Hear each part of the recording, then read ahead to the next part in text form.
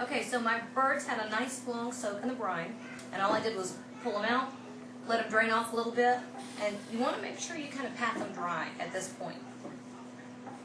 A couple of reasons. You want the seasonings that you're about to put on there to stick to the skin. It won't stick to water as well as it does to the oil that we're going to have on there. And we want the oil to be able to stick as well. You don't have to be crazy about it. Just where you want the crispy skin. Okay, so that looks pretty good. Alright, we're going to keep this extremely simple and easy for two reasons. Because we brined it, it should have a lot of nice, intense chickeny flavor, and we want to enhance that, not overwhelm it. But once we're finished with supper tonight, we're going to use these birds for a couple of more meals. And we don't want an unusual flavor that might be delicious by itself to show up later where it might not taste so well. So, very simply, I have some fresh thyme. You can use dried thyme as well. We live in a very tiny town in the mountains of East Tennessee. Quite often you can't find fresh thyme here. I have a lime, and you notice all I'm doing is fill in the cavity with these ingredients. A lemon,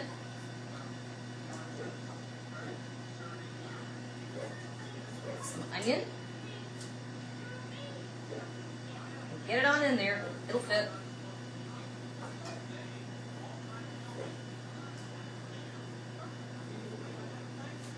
Finally, some garlic. You know, garlic, when you roast it, which is going to happen inside of these chickens, turns nice and sweet. It's very perfumey. And that perfume will actually flavor the meat from the inside of the cavity. You also notice I stuck the chicken necks over here. We're just going to let them go. They'll roast up with everybody else in there, and it'll be great. There we go.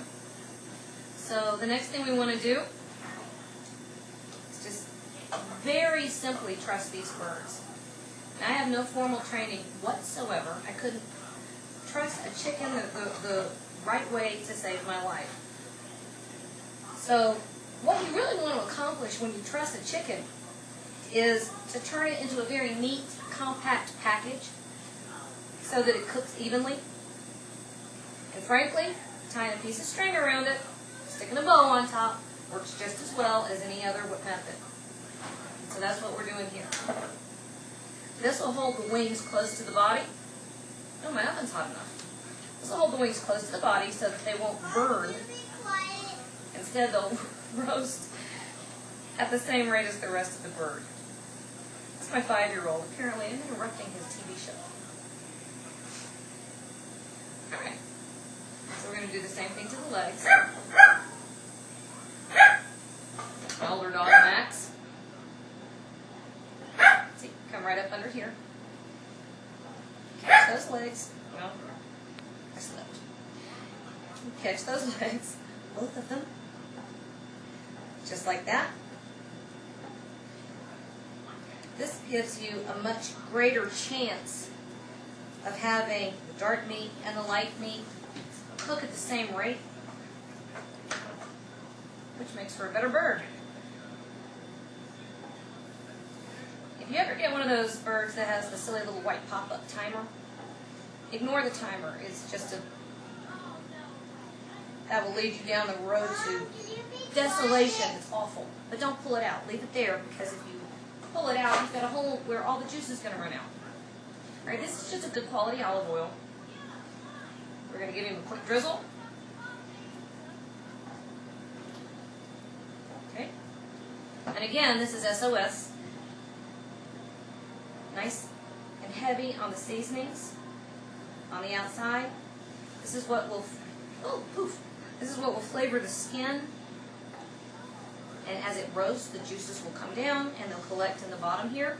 And we're going to use those as well. We're not going to waste a bit of this chicken.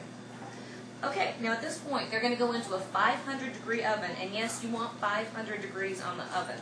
The reason you want the temperature that high, it's going to quickly crisp the outside of the birds. It's going to seal the skin. And all that wonderful flavor that we worked so hard to get in there is going to stay inside where it needs to be. So it goes in for 500 for 30 minutes. Crank it down to 350, and then we're going to roast it until it reaches an internal temperature of about 150. Okay, so I just heard the little electronic timer beep for my chickens that are in the oven. You notice it reads 153. Safety zone for poultry is actually about 160 to 165. So I'm pulling it out about 10 degrees short. And the reason I'm doing that is because of a little phenomenon called carryover cooking. There we go. When the birds come out of the oven, they continue to cook on their own for a few degrees. And the general rule is about 10 degrees. So at this point, we're going to leave everybody hooked up right where they are. We're going to make sure that they reach the 160 to 165 with our electronic thermometer. And the second thing that happens is that they rest and the juices redistribute through the meat. When they cook, it all rushes to the surface. By letting them rest, it relaxes and they all go right back down through the meat where they're going to taste good and be fabulous when you bite in. Now, the one little thing I did want to show you. Something that confused me for years when I would hear take the temperature of poultry at the thickest part of the thigh was where that was. What you want to do is put the probe of your thermometer where it's going to rest midway through this section of the thigh, right back here. When you debone a piece of poultry, there's this wonderful round piece of thigh meat called an oyster that's right back there near the backbone. So when your probe for your thermometer rests in the middle of the oyster, that's the temperature spot that you want to hit. So we're going to give him about 10 minutes to rest. We're going to put our rolls in the oven, and we're going to have supper ready in about 15 minutes. Is it good? You like that? Oh, my picture. Oh, chicken dance. All right, we got the chicken dance. Okay, so I hear the. All right. I hear the timer beeping for the rolls. So we're going to pull this out of the oven.